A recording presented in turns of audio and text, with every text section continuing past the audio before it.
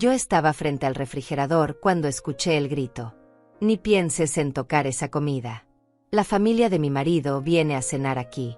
Me quedé inmóvil, con el paquete de queso fresco todavía en la mano. Miré hacia atrás y vi a mi hija Estela de pie en la entrada de la cocina. Sus brazos cruzados, su mirada dura, su boca apretada en una línea fina que no reconocí. Yo había llenado ese refrigerador apenas horas antes. Había gastado casi $200 de mi propio dinero. Había cargado las bolsas pesadas desde el auto hasta la cocina. A mis 69 años. Con mis rodillas que crujen cada vez que subo las escaleras. Con mi espalda que me duele cada mañana al levantarme. Pero no dije nada de eso. Solo la miré. Y esperé que me explicara. Que me dijera que era una broma. Que se riera y me abrazara como cuando era niña. Pero no lo hizo. Si mi esposa lo dijo, así será. La voz vino desde el pasillo. Era Benjamín, mi yerno. El hombre que mi hija eligió para compartir su vida. Alto. Siempre bien vestido. Siempre con esa sonrisa que nunca llega a los ojos. Se acercó y puso su mano en el hombro de Estela. Un gesto posesivo. Como marcando territorio. Yo seguía con el queso en la mano. Mamá, escuchaste bien. Necesito que no toques nada de lo que está en el refrigerador. Nada. Mis suegros vienen en 2 horas y no puedo darles cualquier cosa. Esto es importante para mí. Sus suegros. La familia de su marido. Más importante que yo. Más importante que la mujer que la parió. Que la alimentó cuando era bebé. Que se desveló 1000 noches cuando tenía fiebre. Que vendió sus propias joyas para pagarle la universidad. Entiendo, hija. Eso fue lo único que dije. Porque algo dentro de mí se rompió en ese momento. No fue un quiebre ruidoso. No hubo explosión ni gritos. Fue silencioso. Como cuando se rompe una rama seca. Un crujido casi imperceptible. Pero definitivo. Guardé el queso de vuelta en el refrigerador. Cerré la puerta despacio. Me limpié las manos en mi delantal. Y sonreí. Sonreí porque en ese momento entendí algo. Entendí que mi hija ya no me veía como su madre. Me veía como un obstáculo. Como alguien que sobraba. Como alguien de quien había que deshacerse. Y yo sonreí.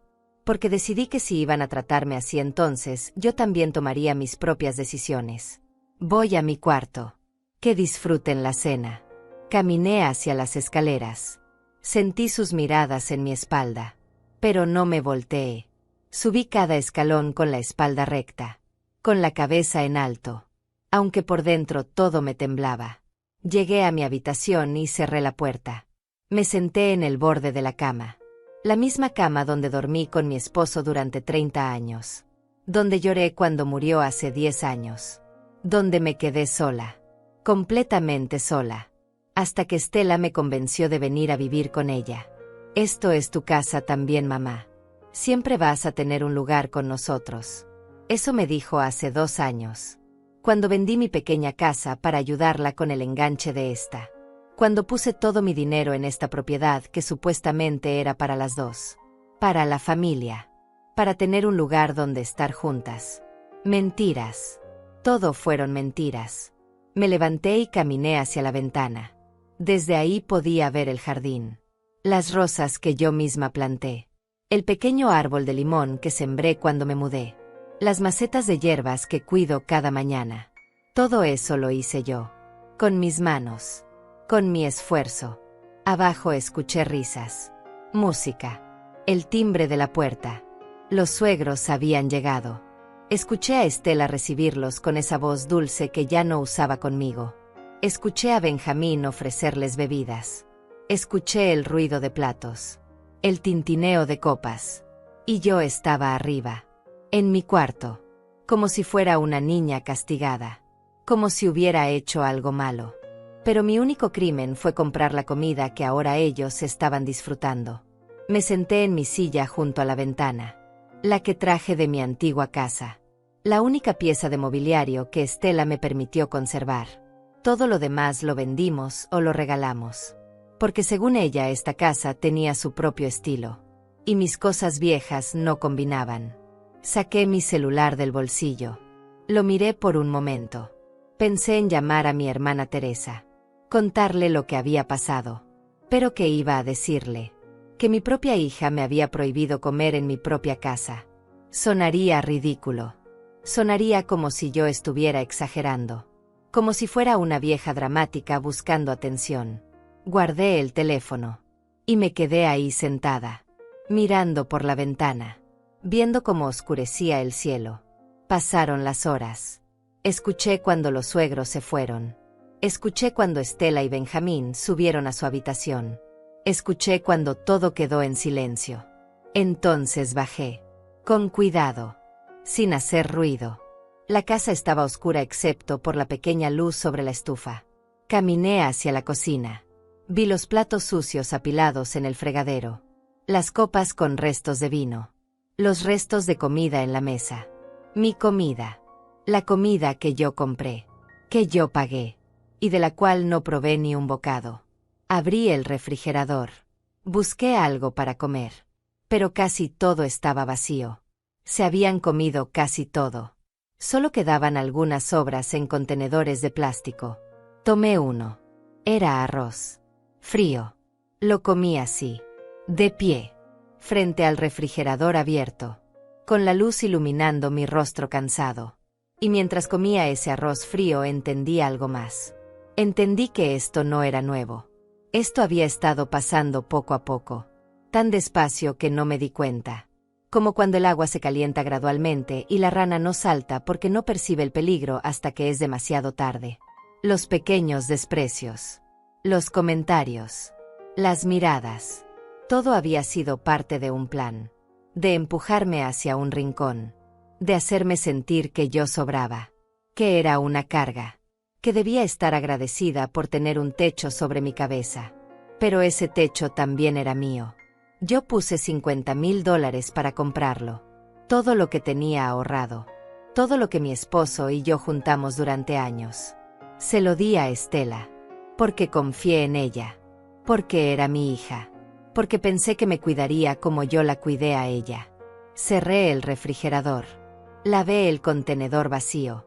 Lo guardé. Limpié todo rastro de que estuve ahí. Como un fantasma. Como alguien que no tiene derecho a existir en su propia casa. Volví a mi cuarto. Me acosté. Pero no pude dormir. Toda la noche estuve pensando. Recordando. Juntando las piezas. Los últimos 6 meses habían sido extraños. Estela me pedía que firmara papeles que supuestamente eran del banco. Renovaciones. Trámites. Cosas aburridas que yo no entendía bien. Y yo firmaba.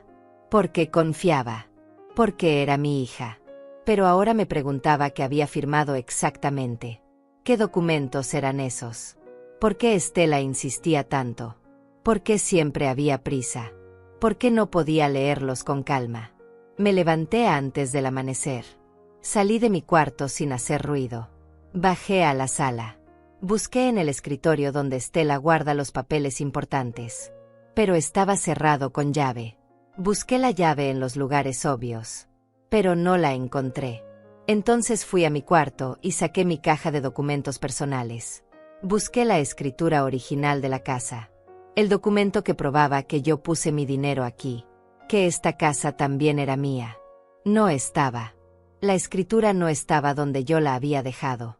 Busqué en cada papel. En cada carpeta. Nada. Había desaparecido. Y en ese momento lo supe. Lo supe con total certeza. Me habían robado. Mi propia hija me había robado. No solo mi dignidad. No solo mi paz. También mi dinero. Mi futuro. Mi seguridad. Me senté en el piso de mi cuarto. Con todos mis papeles regados a mi alrededor. Y no lloré. No grité. No hice escándalo. Porque entendí que el llanto no iba a devolverme nada. Que los gritos solo me harían ver como una vieja loca. Que nadie me creería si empezaba a acusar sin pruebas. Así que decidí otra cosa. Decidí que iba a ser inteligente. Que iba a investigar. Que iba a recuperar lo que era mío. Pero en silencio. Sin que nadie se diera cuenta. sin advertirles que ya había descubierto su traición. Guardé todos mis papeles de vuelta. Me lavé la cara. Me peiné. Me vestí como cualquier otro día. Y cuando Estela bajó a desayunar, yo ya estaba en la cocina preparando café. Buenos días, mamá. Buenos días, hija. ¿Dormiste bien? Sí. Muy bien. Gracias. Ella sonrió. Una sonrisa perfecta. Como si nada hubiera pasado. Como si no me hubiera humillado la noche anterior. Como si no me hubiera robado todo. Y yo también sonreí. Porque ahora sabía jugar su mismo juego. El juego del silencio. El juego de la paciencia. El juego de esperar el momento exacto para actuar. Le serví su café. Le preparé su desayuno favorito. Le pregunté por sus planes del día. Actué como la madre perfecta. Como la mujer sumisa que ella quería que fuera. Pero por dentro ya estaba planeando. Ya estaba pensando en cada paso. En cada movimiento. En cómo iba a recuperar mi vida. Mi casa. Mi dignidad. Porque si algo aprendí en 69 años es que la venganza se sirve fría. Muy fría. Y yo tenía todo el tiempo del mundo para prepararla. Hay momentos en la vida donde uno se pregunta en qué momento exacto todo empezó a cambiar. En qué instante preciso la persona que amabas se convirtió en alguien que no reconoces. Yo me hice esa pregunta muchas veces en los días siguientes. Y siempre llegaba a la misma conclusión. Todo había empezado mucho antes de lo que yo quería admitir. Estela nació cuando yo tenía 26 años. Fue un embarazo difícil. Estuve en reposo los últimos 4 meses. Mi esposo Fernando trabajaba doble turno en la fábrica para compensar mi ausencia en el trabajo. Éramos jóvenes. Teníamos sueños. Teníamos planes. Y cuando ella nació todo pareció cobrar sentido. Era una niña hermosa. Con ojos grandes y oscuros. Con una sonrisa que iluminaba cualquier habitación. Yo la cuidaba como si fuera de cristal. La alimentaba. La bañaba. Le cantaba canciones de cuna que mi madre me había enseñado. Fernando la adoraba. Llegaba cansado del trabajo, pero siempre encontraba energía para jugar con ella. Para hacerla reír. Recuerdo cuando dio sus primeros pasos. Yo estaba en la cocina preparando la cena. Ella se aferró al borde del sofá y se impulsó hacia adelante. Caminó 3 pasos tambaleantes antes de caer sentada. Pero lo había logrado. Y yo lloré de felicidad. Llamé a Fernando al trabajo para contarle. Él salió temprano ese día solo para verla caminar de nuevo. Éramos felices. No teníamos mucho dinero. Vivíamos en un departamento pequeño de 2 habitaciones. Los muebles eran viejos. La alfombra estaba desgastada. Pero era nuestro hogar. Y eso era suficiente. Cuando Estela cumplió 5 años empezó el kindergarten. Yo conseguí trabajo medio tiempo en una panadería para ayudar con los gastos. Fernando seguía en la fábrica. Trabajábamos duro. Ahorrábamos lo que podíamos. Soñábamos con comprar una casa algún día. Con darle a Estela todo lo que nosotros no tuvimos. Ella era buena estudiante. Traía buenas calificaciones. Participaba en las obras de teatro de la escuela. Tenía amigas. Era una niña normal y feliz. O eso creía yo. Porque ahora cuando miro hacia atrás veo cosas que entonces no vi. Pequeños detalles que ignoré porque no quería ver problemas donde creía que no los había. Como cuando tenía 8 años y le pedí que compartiera sus juguetes con la hija de nuestra vecina. Se negó. Guardó todos sus juguetes en su cuarto y cerró la puerta con llave. Yo pensé que era solo una fase. Que todos los niños pasan por etapas egoístas. Le hablé. Le expliqué sobre la importancia de compartir. Ella asintió. Pero nunca compartió sus cosas. O como cuando tenía 12 años y encontró $100 que yo había guardado en un cajón para emergencias. Me preguntó si podía comprar un vestido que había visto en la tienda. Le dije que no. Que ese dinero era para algo importante. Ella se enojó. No me habló durante 3 días. Y cuando finalmente volvió a hablarme fue como si nada hubiera pasado. Pero el dinero había desaparecido. Nunca lo encontré. Y ella nunca lo mencionó. Debía haberlo visto entonces. Debía haber prestado más atención. Pero estaba tan ocupada trabajando. tan cansada al final del día, tan concentrada en sobrevivir que no noté las señales. Fernando murió cuando Estela tenía 19 años. Un infarto masivo mientras trabajaba. Cayó en medio de su turno. Para cuando llegó al hospital ya era tarde. Yo recibí la llamada a las 3 de la tarde.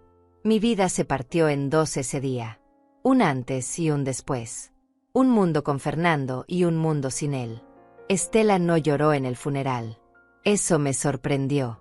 Estaba seria, callada, pero seca, sin lágrimas. Le pregunté si estaba bien. Me dijo que sí, que solo estaba procesando todo, que ya lloraría después. Pero nunca la vi llorar por su padre. Los siguientes años fueron difíciles. El seguro de vida de Fernando era modesto, suficiente para pagar el funeral y dejar algo de ahorros.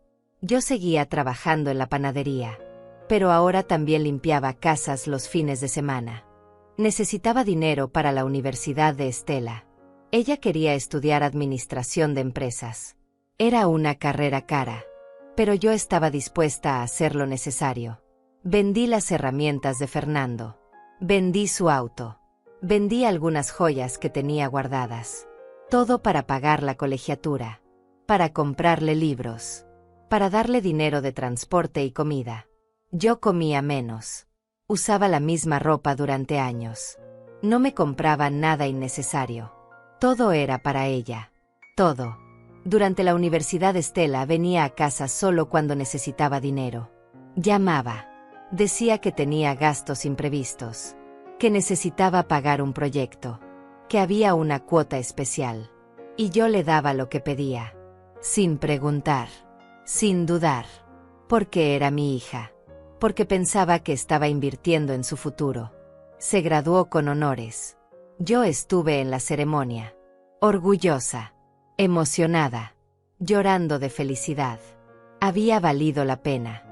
Todo el sacrificio había valido la pena. O eso pensé. Consiguió trabajo rápidamente. Una empresa grande. Un buen sueldo. Me dijo que ahora ella me iba a cuidar. Que era su turno de cuidarme a mí. Que todo lo que yo había hecho por ella ahora se lo devolvería multiplicado. Y yo le creí. Porque quería creerle. Porque necesitaba creer que mi sacrificio había significado algo. Pero los meses pasaron y nada cambió. Ella seguía pidiendo dinero. Para un curso. Para un viaje de trabajo. Para ropa profesional. Y yo seguía dando. Porque así era yo. Así había sido siempre. La que da. La que se sacrifica. La que pone a todos antes que a ella misma. Conoció a Benjamín en el trabajo. Me lo presentó 6 meses después de empezar a salir con él. Era educado. Bien vestido. Venía de una familia con dinero. Trabajaba en el mismo lugar que ella. Parecía un buen hombre. Y yo me alegré por ella. Pensé que finalmente había encontrado a alguien que la haría feliz. Se casaron al año siguiente. Una boda grande. En un salón elegante. Con más de 200 invitados. Yo pagué mi parte. $15,000 que saqué de mis ahorros. Estela dijo que era lo mínimo que podía hacer. Que la familia del novio estaba pagando mucho más. Que no podía quedar mal. Y yo pagué. Aunque esos $15,000 representaban años de trabajo. Años de sacrificio. En la boda apenas me vio. Estaba ocupada con sus suegros. Con los invitados importantes. Conmigo apenas cruzó 2 palabras. Me presentó como su madre y siguió adelante. Como si yo fuera solo un requisito. Una obligación. Algo que había que cumplir y ya. Los primeros meses de matrimonio los pasaron en un departamento pequeño. Yo iba a visitarlos los domingos. Llevaba comida. Limpiaba un poco. Ayudaba en lo que podía. Pero siempre sentía que sobraba. Que era una intrusión. Que hubieran preferido que no fuera. Entonces empezaron a hablar de comprar una casa. Benjamín quería algo más grande. Algo en un barrio mejor. Pero no tenían suficiente dinero para el enganche. Necesitaban $50,000. Y me miraron a mí. Mamá, tú tienes ahorros, ¿verdad? Podrías prestarnos para la casa. Te lo devolveríamos poco a poco. Con intereses si quieres. Y además podrías vivir con nosotros. Ya no tendrías que estar sola. Sería perfecto. Una familia otra vez. Eso me dijo Estela. Y yo quise creerle.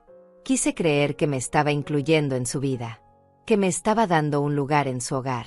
Que finalmente me valoraba. Vendí mi casa. La pequeña casa que Fernando y yo compramos después de años de ahorrar. La casa donde criamos a Estela. Donde fuimos felices. La vendí. Y le di todo el dinero. Los $50,000 completos. Ella prometió poner mi nombre en la escritura. Prometió que la casa sería de las dos. Que yo tendría mi habitación. Mi espacio. Que siempre sería bienvenida. Y yo firmé todo lo que me pusieron enfrente. Porque confiaba. Porque era mi hija. Pero ahora entiendo que esa fue mi condena. El momento exacto donde perdí todo. Donde dejé de ser dueña de mi propia vida. Donde me convertí en una invitada no deseada en lo que debió ser mi propio hogar.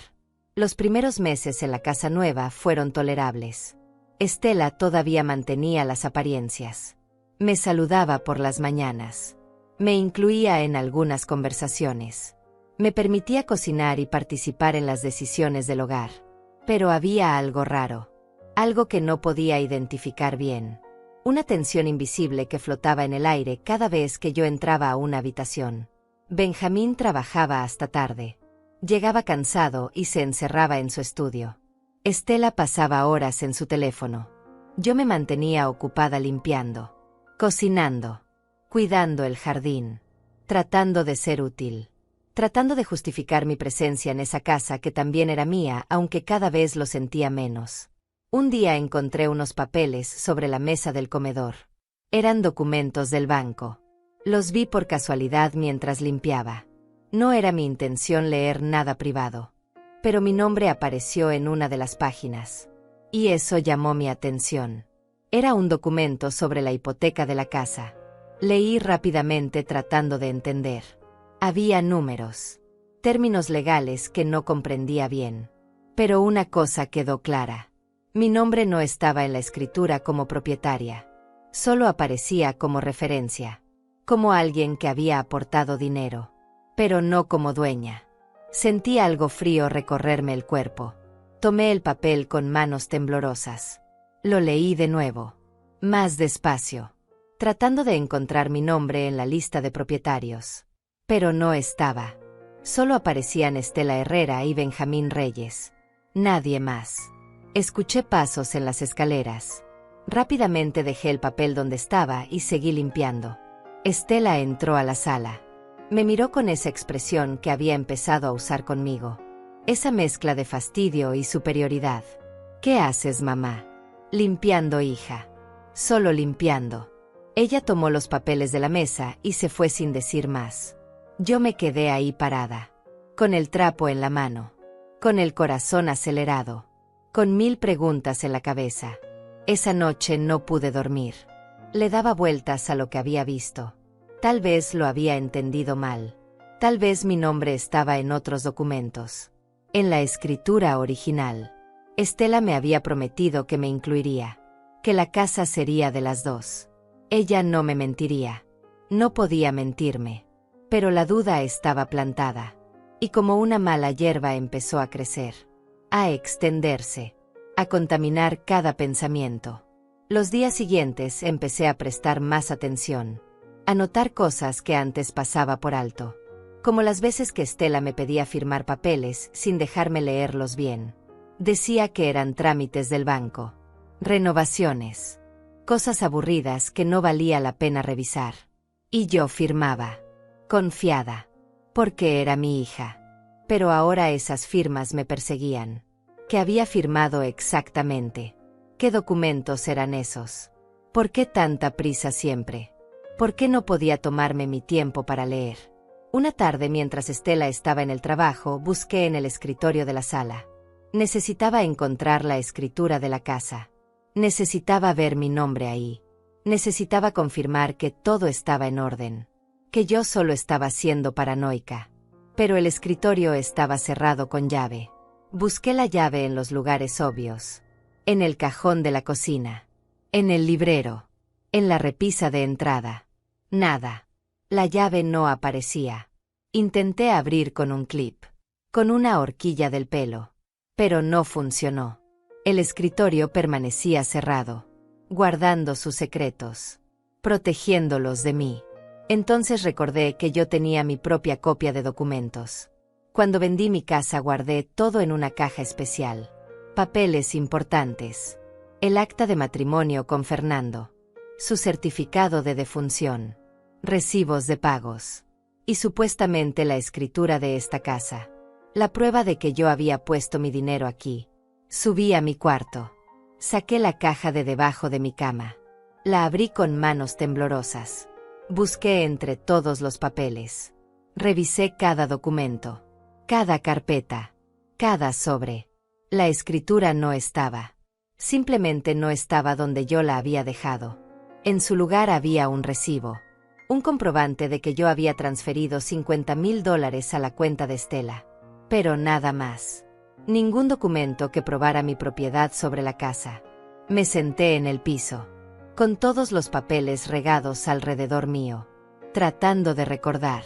¿Cuándo fue la última vez que vi esa escritura? ¿Dónde la había puesto? ¿Quién más tenía acceso a mi cuarto? Y entonces lo entendí. Estela tenía llave de mi cuarto.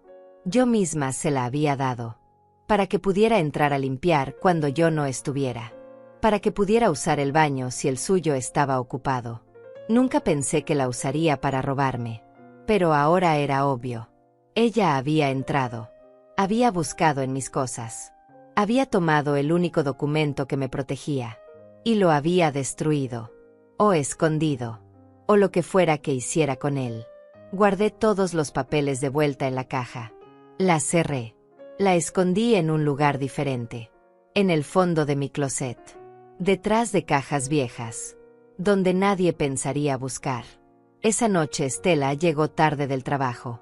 Traía una bolsa de una tienda cara. Ropa nueva.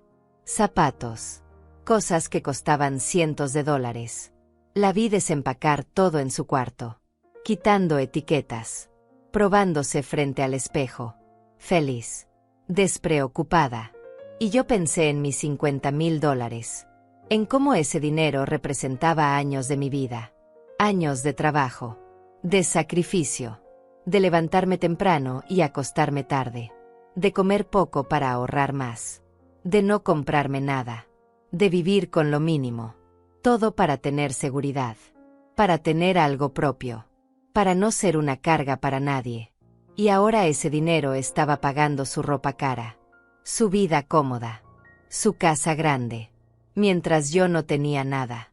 Solo una habitación que podían quitarme cuando quisieran. Solo un lugar en una mesa donde cada vez era menos bienvenida. Bajé a la cocina a prepararme un té. Necesitaba calmar los nervios. Necesitaba pensar con claridad. Puse agua a calentar. Saqué mi taza favorita. La que traje de mi antigua casa. Una taza simple de cerámica blanca con flores pintadas a mano. Fernando me la regaló en nuestro primer aniversario. Estaba esperando que el agua hirviera cuando Benjamín entró a la cocina. Me miró de esa forma que había empezado a usar. Como si yo fuera algo que le estorbaba. Como si mi presencia le molestara. Aurelia. Necesito hablar contigo. Me volteé hacia él. Esperé a que continuara. Estela y yo hemos estado pensando. Esta casa es muy cara de mantener.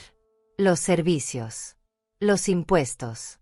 Todo está subiendo de precio. Y bueno, tú vives aquí pero no contribuyes con nada. Comes nuestra comida. Usas nuestra luz. Nuestro agua. Todo sale de nuestro bolsillo. Sus palabras me cayeron como cubos de agua fría. Yo que acababa de llenar el refrigerador con $200. Yo que limpiaba toda la casa. Que cocinaba. Que cuidaba el jardín. Que hacía todo lo que podía para no ser una carga. Pero no dije nada de eso. Solo lo miré. Esperando que terminara.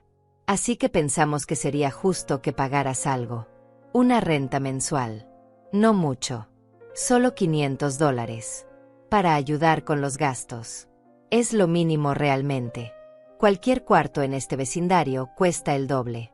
$500. Por vivir en la casa que yo ayudé a comprar. En la casa donde puse todo mi dinero. En la casa que supuestamente también era mía. Claro, Benjamín. Lo voy a pensar. No hay mucho que pensar, Aurelia. Es desde el próximo mes. Estela te va a pasar los detalles. Se sirvió un vaso de agua.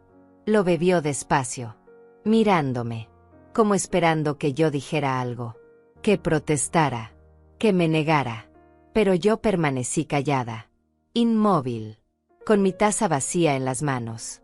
Cuando se fue apagué la estufa. Ya no quería té, ya no quería nada. Solo quería ir a mi cuarto, encerrarme, procesar todo lo que estaba pasando. Subí las escaleras. Cada escalón pesaba más que el anterior. Entré a mi cuarto. Cerré la puerta. Me senté en mi cama. Y por primera vez en mucho tiempo dejé que las lágrimas salieran. Lloré en silencio, con la cara entre las manos, con el cuerpo temblando. Lloré por mi ingenuidad, por mi estupidez, por haber confiado tanto, por haber dado todo sin protegerme. Por haber creído que el amor de una madre era suficiente. Pero después de un rato las lágrimas se secaron. Y algo más apareció en su lugar. Algo frío. Algo duro. Algo que no sabía que tenía dentro. Rabia. Pero no la rabia caliente que hace gritar. La rabia fría que hace pensar. La rabia que planifica. La que espera. La que actúa en el momento preciso. Me levanté. Me lavé la cara. Me miré en el espejo. Vi a una mujer de 69 años. Cansada. Con arrugas. Con el pelo gris. Pero con los ojos despiertos. Con determinación. No iba a quedarme de brazos cruzados. No iba a dejar que me robaran así. No iba a permitir que me trataran como basura. Había dado demasiado. Había sacrificado demasiado. Y ahora era tiempo de recuperar lo que era mío. Los días siguientes fueron extraños. Yo seguía haciendo todo como siempre. Me levantaba temprano. Preparaba el desayuno. Limpiaba la casa. Cuidaba el jardín. Pero algo había cambiado dentro de mí. Ya no lo hacía con amor. Lo hacía con estrategia. Cada movimiento era calculado. Cada palabra medida. Cada sonrisa falsa. Estela no notó nada. O tal vez no le importó. Seguía con su vida, con su trabajo, con sus salidas, con sus compras. Me trataba como a un mueble. Algo que estaba ahí pero que no merecía atención. Y yo dejaba que pensara eso. Porque me convenía. Porque necesitaba que bajaran la guardia. Empecé a observar todo con más cuidado. Los horarios de cada uno. Las rutinas. Cuándo salían. Cuándo regresaban. Dónde guardaban las cosas importantes. Qué conversaciones tenían cuando pensaban que yo no escuchaba. Una mañana mientras limpiaba la sala encontré el teléfono de Estela sobre el sofá. Lo había olvidado al salir corriendo al trabajo. Lo miré por un momento. Sabía su contraseña. La había visto marcarla cientos de veces. 4 números simples. La fecha de su boda. Tomé el teléfono. Lo desbloqueé. Mis manos temblaban, pero mi mente estaba clara. Entré a sus mensajes. Busqué conversaciones con Benjamín, con sus amigas, con sus suegros. Leí rápido, tomando notas mentales de todo. Había un chat con su amiga Samantha. Mensajes recientes. Los leí con el corazón acelerado. Ya casi termino de sacar a mi mamá de la escritura. El abogado dice que en 2 semanas estará todo listo. Por fin voy a poder vender esta casa y comprar algo mejor sin que ella pueda reclamar nada. Las palabras me golpearon como puños. Leí el mensaje de nuevo. Y otra vez. Y otra. Tratando de procesar lo que estaba viendo. Ella no solo me había quitado de la escritura. Planeaba vender la casa. La casa que yo ayudé a comprar. Y comprar otra donde yo no tendría ningún derecho. Seguí leyendo. Había más mensajes. De semanas atrás. Mi mamá es tan ingenua. Firma todo lo que le pongo enfrente. Ni siquiera lee. Ahora solo falta un documento más y listo. Se acabó el problema. Problema. Yo era un problema para ella. Su propia madre. La mujer que la parió. Que la crió. Que se sacrificó toda la vida por ella. Era solo un problema que había que resolver. Tomé fotos de todos los mensajes con mi propio teléfono. Mis manos temblaban tanto que algunas salieron borrosas. Pero tomé varias de cada una. Necesitaba tener pruebas. Necesitaba documentar todo. Había otro chat. Con alguien llamado Leonardo Torres. Un nombre que no reconocía. Abrí la conversación. Señora Herrera. Como le comenté la semana pasada, ya procesamos los documentos que nos trajo. Su madre firmó la renuncia de derechos sobre la propiedad. Todo está en orden. Solo necesitamos que ella firme un último papel y el trámite estará completo. Puede pasar por la oficina cuando guste. Un abogado. Ella había ido con un abogado. Había falsificado documentos. Me había hecho firmar mi propia condena. Y yo ni siquiera lo sabía. Anoté el nombre del abogado. Su número de teléfono. La dirección de su oficina que aparecía en el chat. Todo. Cada detalle. Cada palabra. Seguí revisando. Había fotos. Documentos escaneados. Copias de papeles que yo había firmado sin leer bien. Contratos. Renuncias. Sesiones de derechos. Todo ahí. En su teléfono. Como trofeos de su traición. Tomé fotos de todo. Una por una. Asegurándome de que se vieran claras. De que cada palabra fuera legible. Esto era oro. Esto era lo que necesitaba para probar lo que me habían hecho. Escuché un auto en la entrada. Mi corazón se detuvo. Miré por la ventana. Era el vecino. Seguí revisando el teléfono. Tenía poco tiempo. No sabía cuándo regresaría Estela. Encontré un folder llamado Documentos Mamá. Lo abrí. Había copias de mi identificación. De mi acta de nacimiento. De la escritura de mi antigua casa. De los recibos de transferencia del dinero. Todo lo que necesitaban para robarme estaba ahí. Organizado. Archivado. Como un expediente criminal. Y entonces vi algo más. Un documento reciente. Una cotización de una casa nueva. En otro vecindario. Más grande.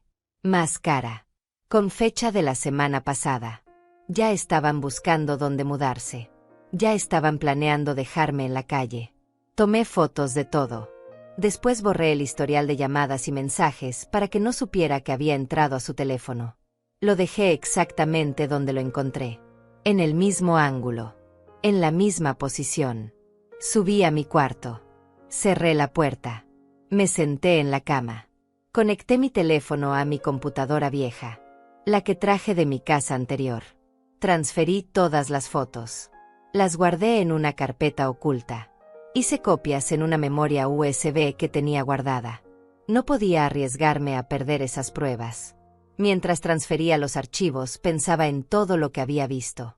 En cómo mi propia hija había planeado mi destrucción con tanta frialdad. Con tanta precisión. Como si yo fuera solo un obstáculo en su camino. Algo que había que remover para poder avanzar. Terminé de guardar todo. Escondí la memoria USB en un lugar seguro. Dentro de una caja de tampones en mi baño. Nadie buscaría ahí. Especialmente Benjamín. Bajé a la cocina. Puse agua a calentar. Preparé té. Mis manos ya no temblaban. Mi mente estaba extrañamente tranquila. Ahora sabía exactamente contra qué estaba luchando. Sabía que tan profunda era la traición. Y eso me daba poder. Porque el conocimiento es poder. Y yo ahora tenía ambos. Esa tarde, cuando Estela llegó del trabajo, venía alterada. Buscaba algo con desesperación. Mamá, ¿has visto mi teléfono? No, hija. ¿Dónde lo dejaste? No sé. Lo traía en la mañana. Pero no lo encuentro. La ayudé a buscar. Revisamos la sala.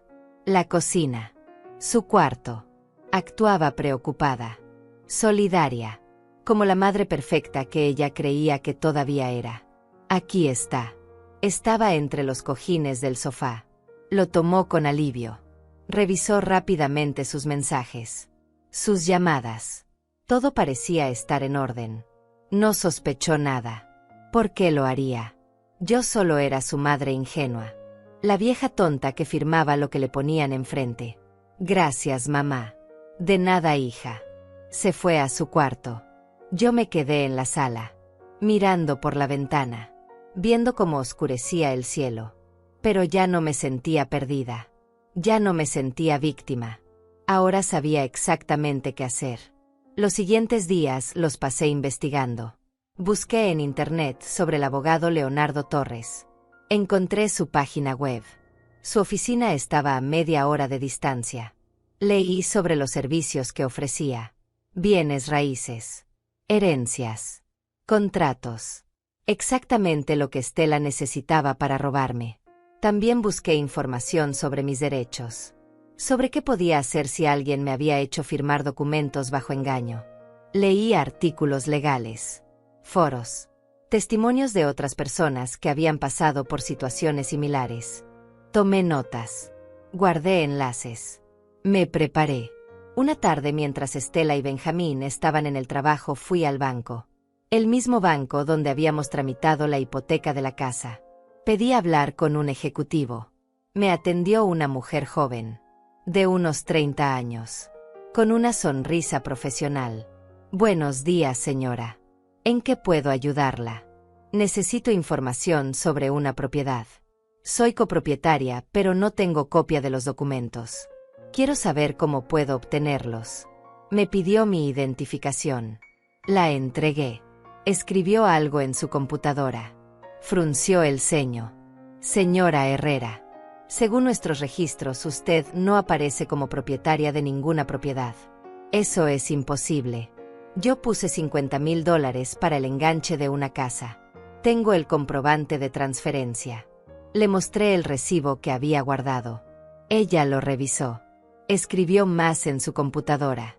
Veo la transferencia aquí, pero fue hecha a nombre de Estela Herrera, no como parte de un contrato de copropiedad. Fue un regalo, una donación. Por lo tanto, usted no tiene derecho sobre la propiedad. Sus palabras confirmaron mis peores sospechas. Me habían engañado desde el principio.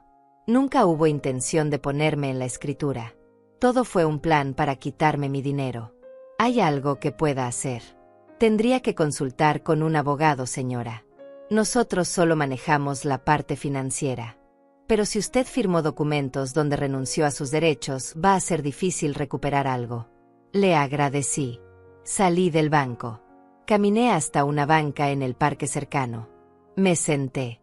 Respiré profundo. El aire frío me llenó los pulmones. Me aclaró la mente. Ahora sabía 3 cosas con certeza. Primera, me habían robado legalmente. Segunda, tenía pruebas de la conspiración. Tercera, necesitaba un abogado. Uno bueno. Uno que no estuviera del lado de Estela. Saqué mi teléfono. Busqué abogados especializados en fraude familiar. Encontré varios. Leí reseñas. Comparé precios. Anoté números. Llamaría al día siguiente. Porque ahora no estaba sola en esto. Ahora tenía información. Tenía pruebas. Tenía un plan. Regresé a casa caminando. Despacio. Pensando en cada paso. En cada movimiento. Estela y Benjamín todavía no llegaban. La casa estaba vacía. Silenciosa. Como un escenario esperando que comenzara la obra. Y yo estaba lista. Lista para actuar. Lista para recuperar lo que era mío. Lista para enseñarles que había subestimado a la persona equivocada. Al día siguiente esperé a que Estela y Benjamín salieran al trabajo. Me vestí con cuidado. Elegí mi mejor ropa. Un vestido sencillo pero presentable. Me peiné. Me maquillé ligeramente. Quería verme respetable. Confiable. Como alguien a quien se le debe creer. Tomé mi bolso. Guardé todas las pruebas que había recopilado. Las fotos impresas. Los recibos. La memoria USB con toda la información del teléfono de Estela. Todo organizado en una carpeta. Salí de la casa y caminé hacia la parada del autobús. El viaje hasta el centro me tomó 40 minutos. Miré por la ventana todo el camino. viendo pasar las calles, los edificios, la gente ocupada en sus vidas. Y pensé en cómo mi vida había llegado a este punto. Cómo había pasado de tener mi propia casa a estar mendigando justicia. La oficina del abogado que había encontrado estaba en un edificio antiguo. Subí las escaleras hasta el tercer piso. Mis rodillas protestaban con cada escalón. Pero seguí. Porque esto era importante. Porque esto era mi futuro. Toqué la puerta. Una secretaria me recibió. Le expliqué que necesitaba consulta legal urgente. Me hizo esperar en una sala pequeña. Había revistas viejas sobre una mesa. Cuadros baratos en las paredes. Pero el lugar se veía limpio. Organizado. Profesional. Después de 20 minutos me llamaron. Entré a una oficina donde me esperaba un hombre de unos 50 años. Pelo canoso. Lentes. Traje sencillo. Me ofreció asiento con un gesto amable. Señora Herrera. Soy el licenciado Mauricio Ortega. Cuénteme qué la trae por aquí. Y se lo conté. Todo. Desde el principio. Cómo vendí mi casa. Cómo di los $50,000. Cómo me prometieron ponerme en la escritura. Cómo me hicieron firmar papeles sin leerlos. Cómo descubrí la traición. Mientras hablaba saqué todos los documentos. Las fotos. Las pruebas. Él escuchó en silencio. Tomando notas. Revisando cada papel que le mostraba. Su expresión era seria. Concentrada. No me interrumpió ni una vez. Dejó que vaciara todo lo que tenía guardado. Cuando terminé hubo un silencio largo. Él siguió revisando los documentos. Especialmente las fotos de los mensajes de Estela. Las leyó varias veces. Después me miró. Señora Herrera. Esto es fraude.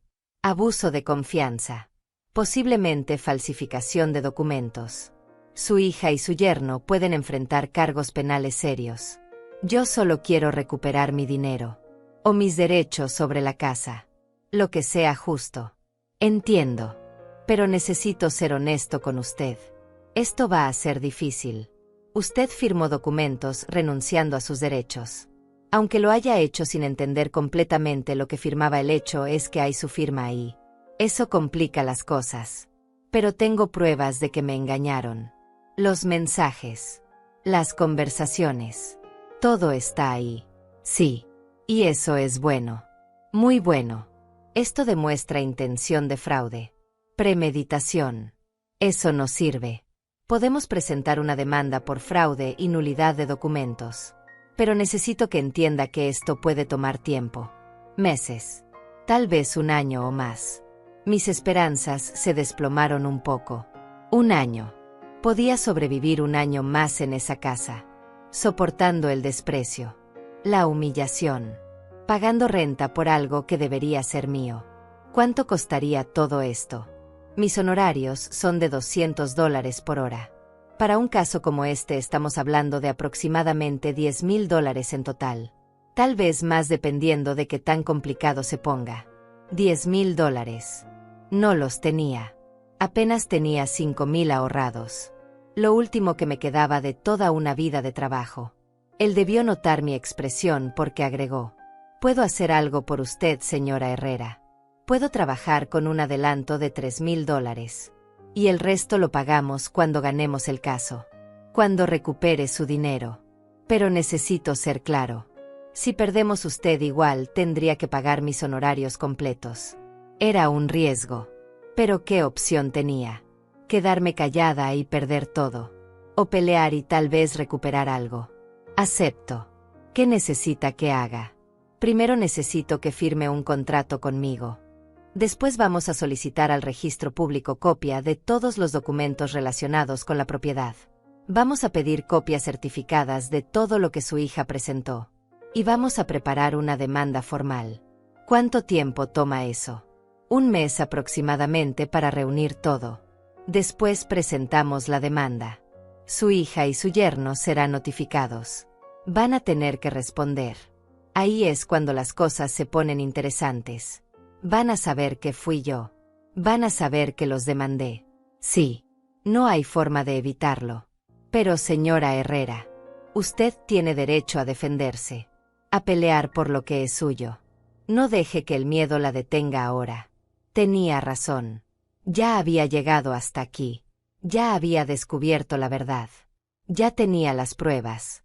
No podía retroceder ahora. Firmé el contrato. Le di un cheque por $3,000. Casi todo lo que tenía en el banco. Él me dio una copia de todo. Me explicó los siguientes pasos. Me dijo que me mantendría informada de cada avance. Salí de su oficina sintiéndome extraña. Asustada pero también aliviada. Por fin había hecho algo. Por fin había tomado acción. Ya no era solo una víctima esperando que las cosas mejoraran. Ahora era alguien que peleaba. El camino de regreso a casa lo hice en silencio, pensando en lo que vendría, en cómo reaccionarían cuando recibieran la notificación de la demanda, en qué dirían, qué harían. Llegué a la casa antes que ellos. Me cambié de ropa. Guardé todos mis documentos en el escondite secreto.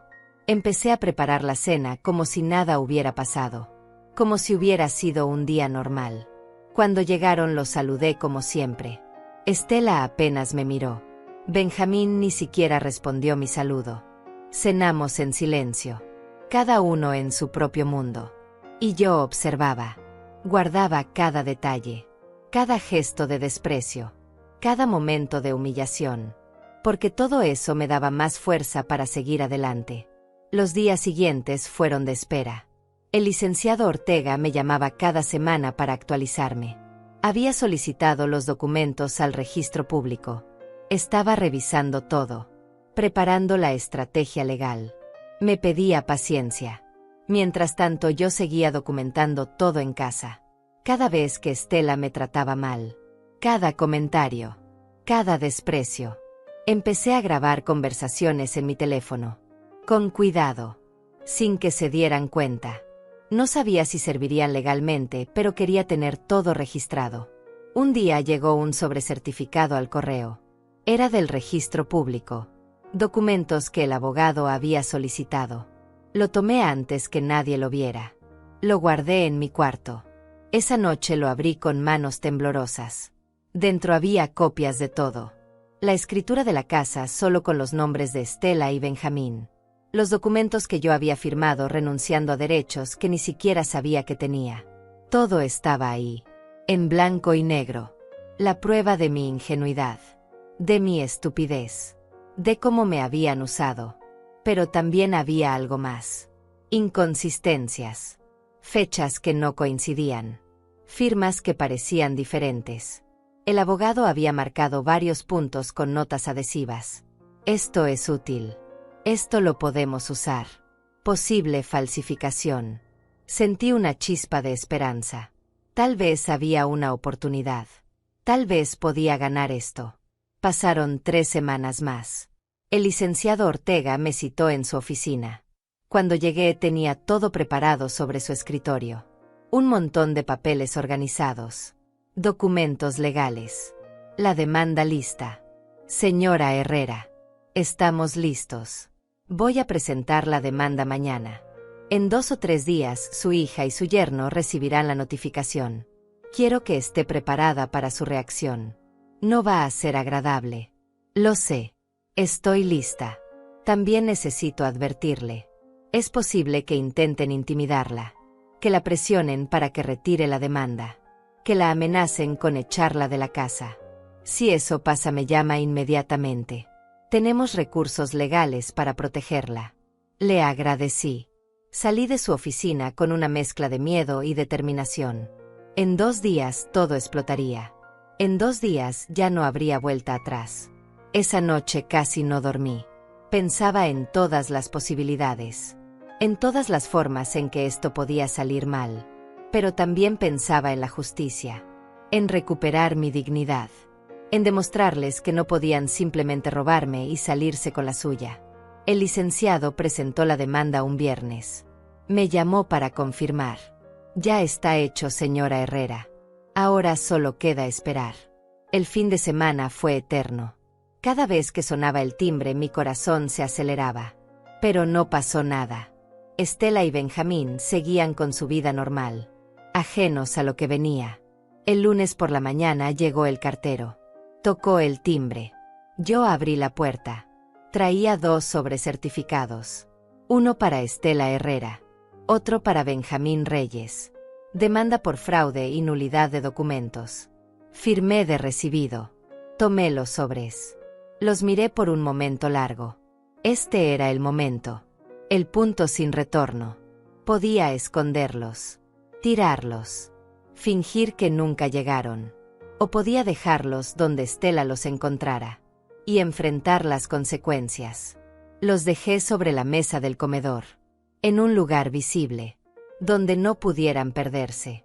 Y subí a mi cuarto. A esperar. A prepararme para la tormenta que estaba por venir. Estela llegó del trabajo a las 6 de la tarde. Escuché cuando abrió la puerta. Escuché sus pasos en la entrada. Y entonces escuché el silencio. Ese silencio pesado que viene justo antes de la explosión. Mamá, baja ahora mismo. Su voz sonaba diferente. Tensa. Furiosa. Pero también había algo más. Miedo tal vez. O pánico. Me levanté de mi cama. Respiré profundo. Y bajé las escaleras. Ella estaba de pie en la sala. Con el sobreabierto en una mano. Los documentos de la demanda en la otra. Su cara estaba roja. Sus ojos brillaban de rabia. Benjamín estaba junto a ella. Sosteniendo su propio sobre. Mirándome con odio puro. ¿Qué es esto? ¿Qué demonios es esto, mamá? Habló cada palabra despacio. Como si estuviera tratando de controlarse. Como si estuviera a punto de estallar. Es una demanda. Por fraude. Por robarme mi dinero y mis derechos sobre esta casa. Robarte. Nosotros no te robamos nada. Tú nos diste ese dinero. Tú firmaste todos los documentos. Todo fue legal. Me engañaron. Me hicieron firmar cosas sin decirme qué eran. Me prometieron que esta casa sería mía también. Y me mintieron. Estás loca. Estás completamente loca, vieja. Nadie te obligó a nada. Tú quisiste ayudar. Y ahora no sales con esto. Tengo pruebas, Estela. Mensajes. Conversaciones. Todo donde planeas vender esta casa y dejarme en la calle. Donde le dices a tus amigas que soy un problema. Que me estás sacando de la escritura. Su cara cambió. El color se le fue por un momento. Me miró con algo que podría haber sido miedo. Pero rápidamente lo disfrazó de más rabia. Revisaste mi teléfono. Entraste a mis cosas privadas. Eso es invasión de privacidad, mamá. Eso es un delito. Y robarle a tu madre no lo es. Engañarla. Hacerla firmar documentos falsos. Quitarle todo lo que tiene. Eso está bien según tú. Benjamín se acercó. Su cara estaba dura. Amenazante. Se paró muy cerca de mí. Intentando intimidarme con su altura. Escúchame bien, Aurelia. Vas a retirar esta demanda ahora mismo. O te vas de esta casa hoy. Esta noche. Sin nada. A ver dónde vas a vivir. A ver quién te recibe. No me voy a ningún lado. Esta casa también es mía. Puse mi dinero aquí. Y voy a pelear hasta recuperarlo. Tu dinero. Ese dinero fue un regalo. Una ayuda. Nadie te obligó a darlo. Y ahora vienes a reclamar como si fuéramos ladrones. Eres una malagradecida. Después de todo lo que hemos hecho por ti. Lo que han hecho por mí. Me tienen pagando renta en mi propia casa. Me prohíben comer la comida que yo compro. Me tratan como basura. Eso es lo que han hecho por mí. Estela se rió. Una risa amarga. Sin humor. Sabes que, mamá. Haz lo que quieras. Demándanos. Pelea todo lo que quieras. Pero te advierto algo. No vas a ganar. Tenemos abogados mejores que el tuyo. Tenemos dinero. Tenemos tiempo. Y al final, cuando pierdas, vas a quedar sin nada. Ni casa. Ni dinero. Ni dignidad. Ya no tengo dignidad. Me la quitaron ustedes. Pero voy a recuperar todo lo demás. Aunque sea lo último que haga. Vete a tu cuarto. No quiero verte. Me das asco. Sus palabras me dolieron. Pero no lo demostré. Mantuve la cara seria, la espalda recta, y subí las escaleras sin mirar atrás. Esa noche escuché cuando llamaron al abogado Leonardo Torres. Escuché fragmentos de la conversación a través de las paredes. Estaban asustados, preocupados. El abogado les decía algo que no les gustaba. Escuché a Estela gritar, a Benjamín maldecir. Me quedé despierta hasta tarde, escuchando, documentando mentalmente todo. Esto era solo el principio. Sabía que intentarían algo más, algo peor, y tenía que estar preparada. Los días siguientes fueron tensos. Estela y Benjamín apenas me dirigían la palabra. Cuando lo hacían era para insultarme, para recordarme que era una malagradecida, una traidora, una mala madre. Pero mientras ellos me atacaban yo observaba algo interesante. Estela seguía posteando en sus redes sociales fotos en restaurantes caros, en spas, en tiendas de ropa, sonriendo, posando, actuando como si su vida fuera perfecta, comprando paz para mi alma. A veces hay que alejarse de la negatividad para poder brillar. Ese fue uno de sus posts, con una foto de ella tomando vino en un lugar elegante. 120 me gusta. Comentarios de sus amigas diciéndole lo fuerte que era, lo inspiradora, lo valiente. Y yo pensaba en la ironía, en cómo la negatividad que mencionaba era yo, su madre, la mujer que sacrificó todo por ella. Ahora era negatividad de la que había que alejarse. Pero seguí observando. Seguí tomando capturas de pantalla. De cada post. De cada comentario. De cada muestra de su vida de lujo pagada con mi dinero. Una tarde mientras ellos estaban fuera llamó el licenciado Ortega. Señora Herrera, tengo noticias. El abogado de su hija presentó una respuesta a nuestra demanda. Niegan todo. Dicen que usted dio el dinero voluntariamente como regalo, que firmó todos los documentos conscientemente, que ahora está arrepentida y quiere recuperar lo que ya regaló. Era de esperarse. ¿Qué sigue? Ahora viene la fase de presentación de pruebas. Ambas partes presentamos todo lo que tenemos. Documentos, testimonios, evidencia. Después el juez decide si hay caso suficiente para ir a juicio. ¿Cuánto tiempo toma eso? 3 o 4 meses mínimo. Pero señora Herrera, tengo que decirle algo importante. El abogado de su hija me contactó. Quiere negociar un acuerdo extrajudicial. ¿Qué tipo de acuerdo?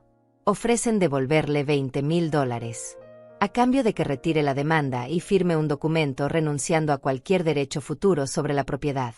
20,000. De los 50 que puse. Ni siquiera la mitad. Exacto. Es una oferta baja. Insultante incluso. Pero es algo. Y evitaría años de litigio. De estrés. De gastos legales. No. No acepto. Quiero todo lo que me corresponde. O mis derechos sobre la casa. No voy a aceptar menos. Entiendo. Solo quería que supiera que hay una oferta sobre la mesa. Pero si usted quiere seguir adelante, vamos a seguir. Vamos a pelear hasta el final. Eso quiero. Hasta el final. Colgué sintiéndome fuerte. Decidida. Ellos pensaban que podían comprar mi silencio con migajas. Que podían ofrecerme una fracción de lo que me robaron y yo aceptaría agradecida. Pero estaban equivocados. Esa noche durante la cena Estela mencionó el acuerdo. Como si nada. Como si fuera una conversación casual. Mamá. Nuestro abogado habló con el tuyo. Te ofrecimos $20,000 para terminar con todo esto. Deberías aceptar. Es lo mejor para todos. No voy a aceptar. Quiero lo que me corresponde. No te corresponde nada, mamá. Ya te lo dijimos. Ese dinero fue un regalo. Pero estamos siendo generosos. Te estamos ofreciendo algo que ni siquiera tienes derecho a recibir. Entonces, ¿por qué lo ofrecen? Si están tan seguros de que no tengo derecho a nada. Ella se quedó callada. Benjamín intervino. Porque queremos terminar con este circo. Porque es vergonzoso. Porque estás haciendo el ridículo. Acepta el dinero y vete. Busca un lugar donde vivir. Y déjanos en paz. No me voy a ir. Y no voy a aceptar menos de lo que merezco. Estela tiró su tenedor sobre el plato. El ruido resonó en el silencio. Eres imposible. Eres terca y egoísta. Toda tu vida ha sido así. Siempre pensando solo en ti. Nunca te importó nadie más. Sus palabras me dejaron sin aliento. ¿Cómo podía decir eso? ¿Cómo podía tergiversar todo de esa manera? Yo que me sacrifiqué toda la vida. Que di todo. Que nunca pedí nada a cambio. Y ahora era egoísta por querer recuperar lo que me robaron. No respondí.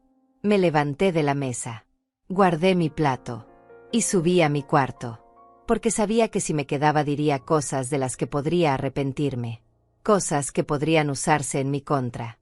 Las semanas siguientes fueron más de lo mismo. Ellos intentando presionarme. Intentando hacer que retirara la demanda. Amenazándome con echarme. Con cortarme servicios. Con hacerme la vida imposible. Y mientras tanto Estela seguía en redes sociales. Posteando sobre su vida perfecta. Sobre cómo había aprendido a poner límites. A proteger su paz mental. A alejarse de personas tóxicas. He aprendido que no le debo nada a nadie. Ni siquiera a la familia. Mi salud mental es primero. Y si eso significa cortar lazos, pues se cortan. Sin culpa. Sin remordimientos. Ese post tuvo 200 me gusta. Sus amigas comentaban lo orgullosas que estaban de ella. Lo fuerte que era. Lo madura. Y yo me preguntaba si sabían la verdad. Si sabían que la persona tóxica de la que hablaba era su madre. La mujer que le dio la vida. Pero seguí adelante. Seguí juntando evidencia. Seguí trabajando con mi abogado. Seguí preparándome para lo que vendría. Porque sabía que esto no había terminado. Que lo peor todavía estaba por venir. Y tenía razón. 3 meses después de presentar la demanda llegó la fecha de la primera audiencia.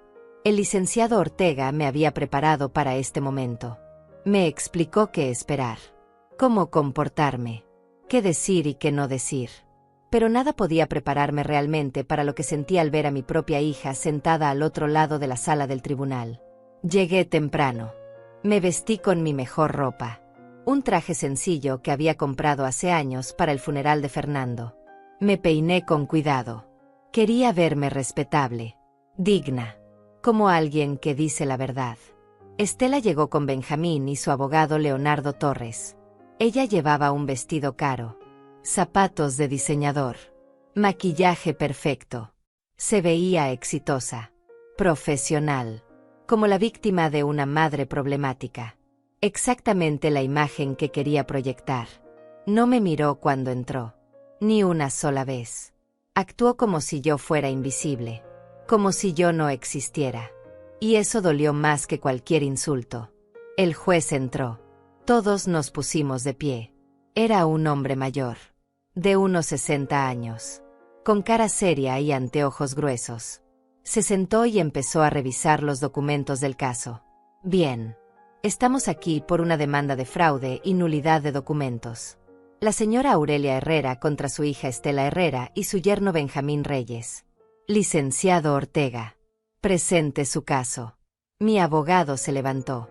Habló con voz clara y firme. Explicó cómo yo había vendido mi casa. Cómo di $50,000 para la compra de la nueva propiedad. Cómo me prometieron incluirme en la escritura. Cómo me hicieron firmar documentos sin explicarme bien qué eran. Cómo descubrí que planeaban vender la casa sin mi conocimiento. Presentó las pruebas. Los mensajes que tomé del teléfono de Estela. Los documentos con inconsistencias. Los recibos de las transferencias. Todo organizado. Todo claro. Todo contundente. El juez revisó cada documento con atención. Tomó notas. Hizo preguntas. El licenciado Ortega respondió con precisión. Con seguridad. Yo empezaba a sentir esperanza. Entonces fue el turno del abogado Torres. Se levantó con una sonrisa confiada. Con movimientos calculados. Como si ya supiera que iba a ganar. Su señoría. Este caso es simple. La señora Aurelia Herrera decidió ayudar a su hija con la compra de una casa. Lo hizo voluntariamente. Nadie la obligó. Firmó todos los documentos necesarios con plena conciencia de lo que hacía. Ahora se arrepiente y quiere recuperar lo que ya regaló. Eso no es fraude. Es remordimiento de comprador. Presentó documentos firmados por mí. Papeles donde supuestamente renunciaba a derechos sobre la propiedad. Mi firma estaba ahí. Clara. Innegable. Me sentí mareada al verla. Porque yo no recordaba haber firmado eso. Además, su señoría, la señora Herrera, ha vivido en la propiedad sin pagar renta durante 2 años. Ha tenido todos los beneficios de vivir en una casa de $500,000 sin contribuir con los gastos.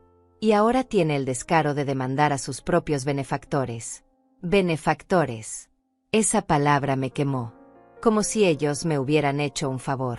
Como si yo fuera una limosnera agradecida por las migajas que me daban. El juez levantó la mano para silenciarlo. Licenciado Torres. Estoy viendo mensajes de texto donde su clienta claramente indica que está sacando a su madre de la escritura mediante engaños. Que planea vender la propiedad sin su conocimiento. ¿Cómo explica eso? Torres ni siquiera se inmutó. Conversaciones privadas, su señoría.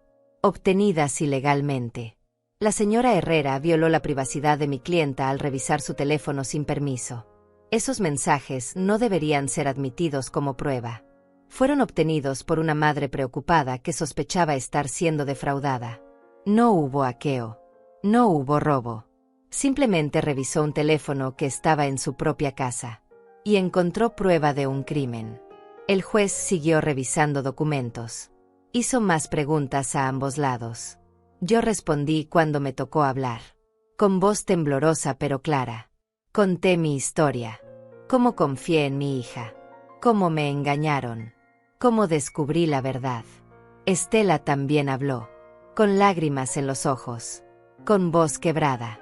Actuó como la hija herida. La víctima de una madre manipuladora que ahora intentaba extorsionarla. Mi madre siempre ha sido así, su señoría. Siempre controladora. Siempre queriendo tener poder sobre mi vida.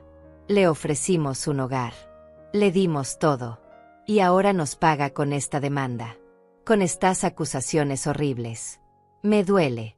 Me duele mucho que mi propia madre piense que soy capaz de robarle. Su actuación fue perfecta. Lloró en el momento justo. Tembló su voz cuando debía. Miró al juez con ojos suplicantes. Y yo vi cómo él la observaba.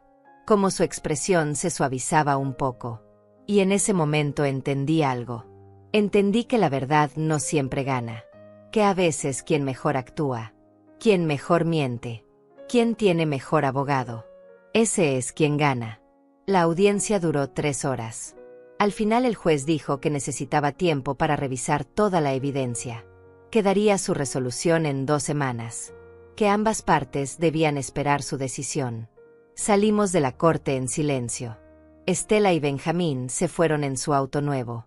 Un vehículo de lujo que costaba más de $50,000. Comprado después de que yo les di mi dinero. Yo me fui en autobús. Como siempre. El licenciado Ortega me acompañó a la parada. ¿Cómo cree que salió? Bien, señora Herrera. Salió bien. Tenemos buenas pruebas. El juez vio las inconsistencias. Vio los mensajes. Creo que tenemos oportunidad. Pero no estaba seguro. Yo podía escucharlo en su voz. En cómo evitaba mirarme directamente a los ojos. Había duda. Y esa duda me aterraba. Las 2 semanas siguientes fueron las más largas de mi vida. En casa el ambiente era insoportable. Estela no me hablaba para nada. Benjamín me miraba con odio puro. Comía en mi cuarto. Me mantenía encerrada la mayor parte del tiempo. Como un fantasma en mi propia casa. Pero seguía documentando. Seguía juntando evidencia. Por si acaso. Por si necesitaba apelar. Por si tenía que seguir peleando. Entonces llegó el día. El licenciado Ortega me llamó temprano en la mañana. Señora Herrera. El juez dio su resolución. Mi corazón se detuvo. Esperé. Los segundos se sintieron como horas. Ganamos la primera parte. El juez determinó que hay evidencia suficiente de fraude. Ordenó una investigación más profunda. Y lo mejor. Ordenó que se congele cualquier intento de venta de la propiedad hasta que el caso se resuelva completamente. No podía creerlo. Había ganado algo. No todo, pero algo. El juez me había creído. Había visto la verdad. ¿Qué significa eso exactamente? Significa que su hija no puede vender la casa. No puede hacer ningún movimiento con la propiedad sin aprobación de la corte. Y significa que vamos a juicio completo. Ahí es donde vamos a pelear por la nulidad de los documentos y la devolución de su dinero. Era una victoria pequeña, pero era una victoria. Por primera vez en meses sentí algo parecido a la esperanza. Cuando Estela recibió la notificación esa tarde, su reacción fue explosiva. Escuché gritos desde mi cuarto. Cosas rompiéndose. Maldiciones. Benjamín tratando de calmarla. Ella fuera de control. Bajé las escaleras. Necesitaba ver su cara. Necesitaba ver el momento en que se daba cuenta de que no iba a salirse con la suya tan fácilmente. Estaba en la sala, con papeles regados por todos lados, con la cara roja, con los puños apretados. Esto es tu culpa. Todo esto es tu culpa. Ahora no podemos vender. No podemos hacer nada con esta casa por tu culpa. Es mi casa también. Puse mi dinero aquí. Y no voy a dejar que la vendan sin recuperar lo que es mío. Te odio. Te odio tanto. Ojalá nunca hubieras venido a vivir aquí. Ojalá te hubieras quedado en tu casa vieja y nos hubieras dejado en paz. Yo me quedé en mi casa. Tú me convenciste de venderla. Tú me pediste el dinero. Tú me prometiste que esta sería mi casa también. Y me mentiste. Así que no me vengas con que es mi culpa. Vete. Vete ahora. No te quiero aquí. No me voy. El juez ordenó que no pueden tocar esta propiedad. Eso incluye echarme. Así que me quedo. Y voy a quedarme hasta que esto se resuelva. Subí las escaleras antes de que pudiera responder. Entré a mi cuarto. Cerré la puerta con seguro. Y por primera vez en meses me permití sonreír. Había dado el primer golpe real. Había demostrado que no iba a rendirme. Que no iba a dejar que me pisotearan. Y aunque todavía faltaba mucho, aunque la pelea apenas comenzaba, había ganado esta batalla. Y eso era suficiente por ahora. Suficiente para seguir adelante. Suficiente para seguir peleando. Suficiente para creer que tal vez, solo tal vez, la justicia existía. Me senté en mi cama. Saqué mi teléfono. Y le mandé un mensaje al licenciado Ortega. Gracias. Por creerme.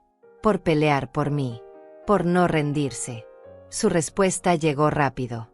No se rinda, señora Herrera. Apenas estamos comenzando. Y vamos a ganar. Y yo le creí. Porque no tenía otra opción. Porque había llegado demasiado lejos para retroceder. Porque mi dignidad, mi futuro, mi vida, todo dependía de esto. Y no iba a fallar. No ahora. No después de todo lo que había pasado. No después de haber encontrado la fuerza que no sabía que tenía. Esta era mi pelea. Y la iba a ganar. Costara lo que costara. Los meses siguientes fueron una guerra silenciosa. Estela y Benjamín no podían echarme por orden del juez. No podían vender la casa. Estaban atrapados conmigo tanto como yo estaba atrapada con ellos. Y eso los volvía locos. Empezaron con tácticas pequeñas, mezquinas, como dejar de comprar las cosas que yo usaba. Mi café favorito, mi marca de pan. Decían que si quería esas cosas las pagara yo misma. Y yo lo hacía, sin quejarme, sin darles la satisfacción de verme molesta. Cortaron el internet de mi cuarto. Dijeron que era para ahorrar, pero el de ellos seguía funcionando perfectamente. Yo fui a la biblioteca pública a usar las computadoras cuando necesitaba algo. Me adapté. Cambiaron las cerraduras de algunas áreas de la casa. El sótano, el garaje, el estudio, como marcando territorio, como diciéndome tú no perteneces aquí. Y yo dejé que lo hicieran, porque esas batallas pequeñas no importaban. La guerra grande aún no terminaba. Pero mientras ellos jugaban esos juegos infantiles, yo seguía juntando evidencia, documentando todo. Cada acto de hostilidad, cada intento de hacerme la vida imposible, todo quedaba registrado. Todo servía. El licenciado Ortega trabajaba en el caso. Presentó más documentos, más pruebas. Consiguió testimonios de vecinos que confirmaban que yo vivía ahí, que yo cuidaba la casa, que yo había puesto dinero en la propiedad. 6 meses después de la primera audiencia llegó la fecha del juicio completo. Esta vez sería definitivo. El juez decidiría si los documentos que firmé eran válidos o si había sido víctima de fraude. Decidiría si recuperaba mi dinero o si lo perdía todo. La noche anterior no pude dormir. Me quedé mirando el techo, pensando en todas las posibilidades. ¿En qué haría si ganaba? ¿En qué haría si perdía? En cómo había llegado a este punto en mi vida. El día del juicio amaneció gris, nublado, como si el cielo mismo supiera lo que estaba en juego. Me vestí con cuidado. El mismo traje que usé en la primera audiencia. Me temblaban las manos al abrochar los botones. La sala del tribunal estaba más llena esta vez. Había más gente, más testigos. El caso había llamado atención. Una madre demandando a su hija. Una historia de traición familiar. El tipo de cosa que la gente encuentra fascinante de una manera morbosa. Estela llegó con un equipo completo. Su abogado Torres. 2 asistentes legales. Benjamín y sus padres. Todos vestidos impecablemente. Todos proyectando éxito. Poder. Dinero. Tratando de intimidar con su presencia. Yo llegué sola con el licenciado Ortega. Pero no me sentí pequeña. No esta vez. Porque sabía que tenía la verdad de mi lado. Y eso valía más que todo su dinero. El juicio duró 2 días completos. Cada lado presentó sus argumentos, sus testigos, sus pruebas. El abogado Torres trajo expertos que analizaron mi firma, que dijeron que era auténtica en todos los documentos, que yo había firmado conscientemente. Pero el licenciado Ortega trajo a sus propios expertos, grafólogos que encontraron inconsistencias, pequeñas diferencias en algunas firmas, presión del trazo diferente, ángulos ligeramente distintos, suficiente para crear duda razonable. Yo subí al estrado, conté mi historia completa, con voz firme, sin llorar, sin dramatizar, solo la verdad simple y dolorosa. Cómo confié en mi hija, cómo me prometieron incluirme en la propiedad, cómo descubrí que me habían mentido. El abogado Torres me interrogó con dureza, tratando de hacerme quedar como una mentirosa, como una madre manipuladora buscando dinero. Me preguntó por qué no leí los documentos antes de firmar. ¿Por qué confié tanto? ¿Por qué ahora me arrepentía? No me arrepiento de haber confiado. Me arrepiento de haber confiado en las personas equivocadas. Una madre no debería tener que leer letra pequeña cuando su hija le pide ayuda. Una madre debería poder confiar en que su propia hija no va a robarle. Mi respuesta quedó flotando en el silencio de la sala. Vi a algunos miembros del jurado asentir levemente. Vi al juez tomar nota de mis palabras. Entonces le tocó a Estela.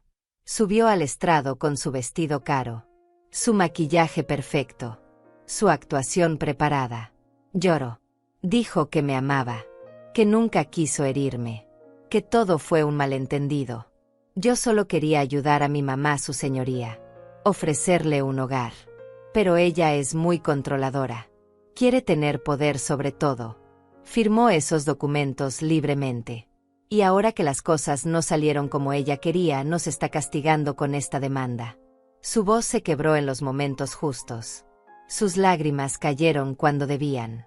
Era una actuación magistral.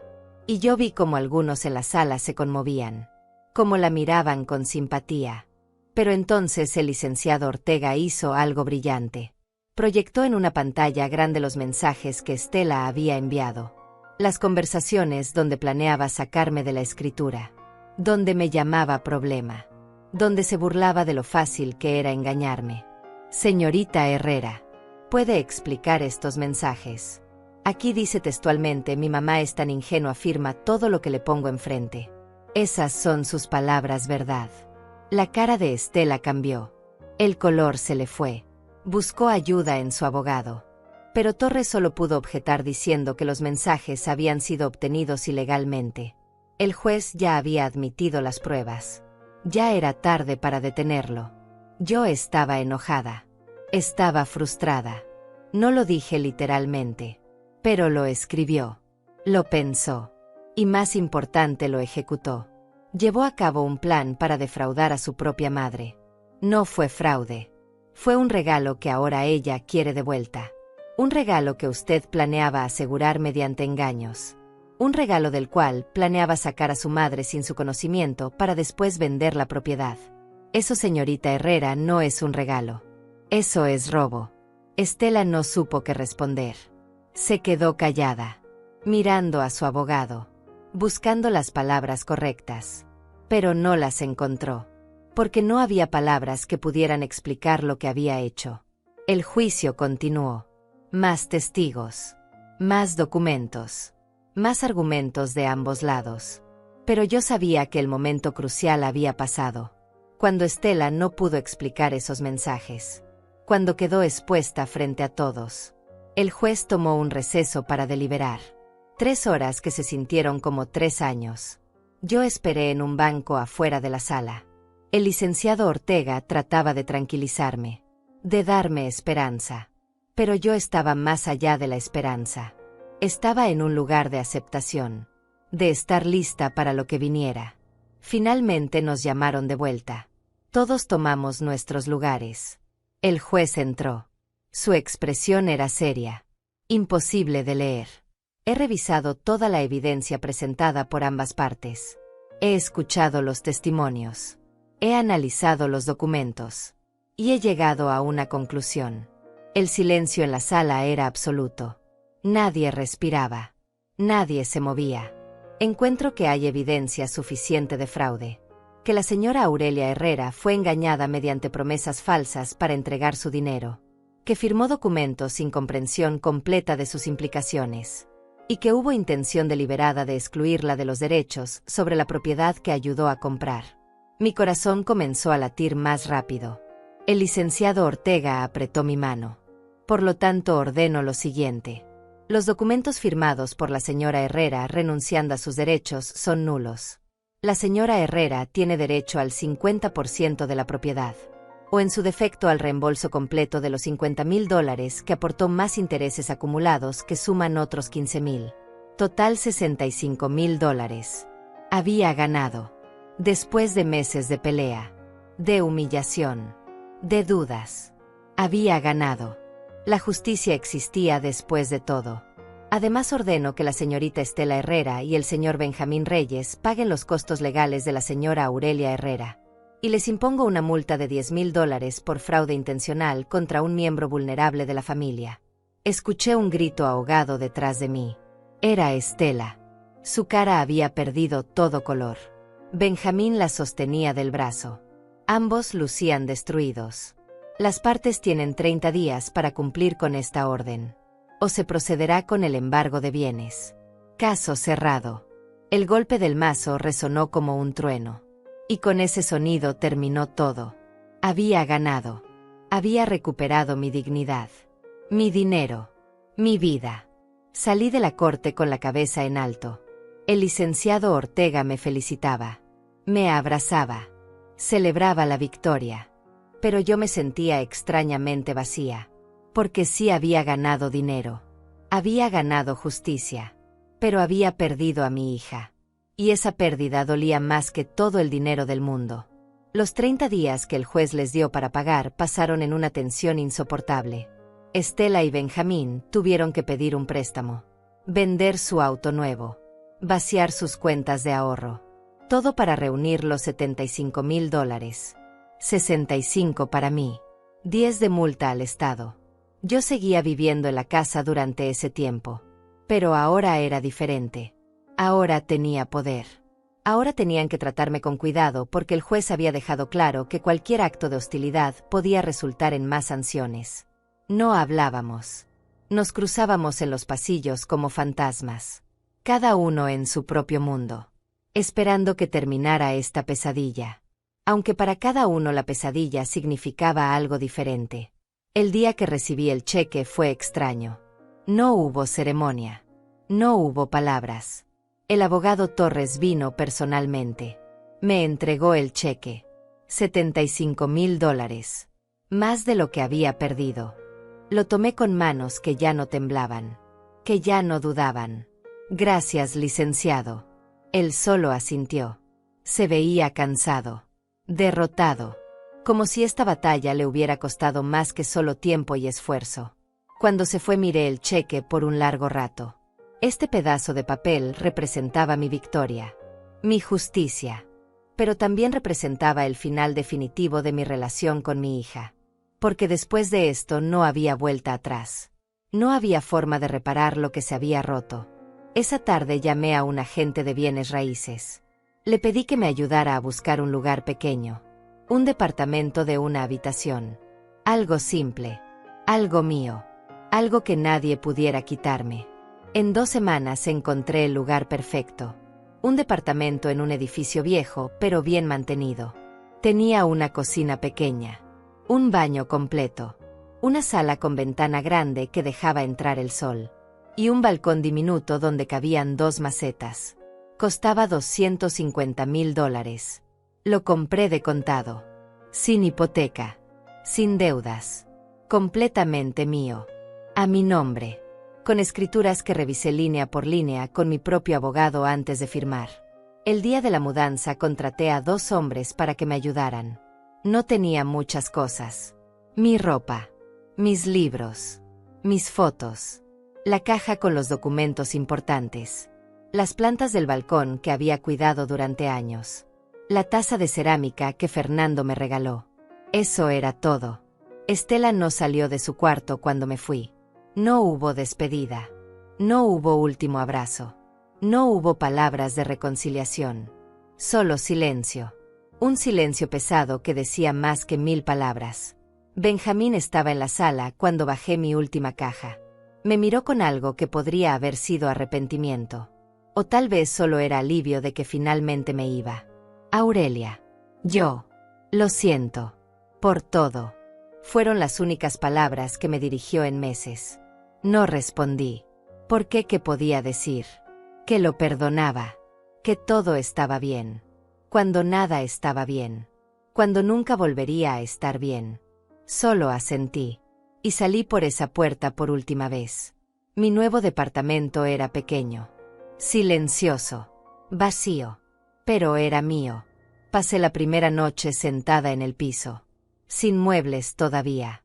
Con una taza de té caliente entre las manos. Mirando por la ventana las luces de la ciudad. Y lloré. Lloré por todo lo que había perdido. Por la hija que creí tener. Por la familia que nunca existió realmente. Por los años desperdiciados creyendo en promesas vacías. Lloré hasta que no quedaron más lágrimas. Hasta que el dolor se convirtió en algo más manejable. Algo con lo que podía vivir. Los meses siguientes fueron de reconstrucción. Compré muebles simples. Una cama. Una mesa pequeña. 2 sillas. Un sillón cómodo para leer. Nada caro. Nada ostentoso. Solo lo necesario para vivir con dignidad. Usé parte del dinero que sobró para tomar un curso de repostería.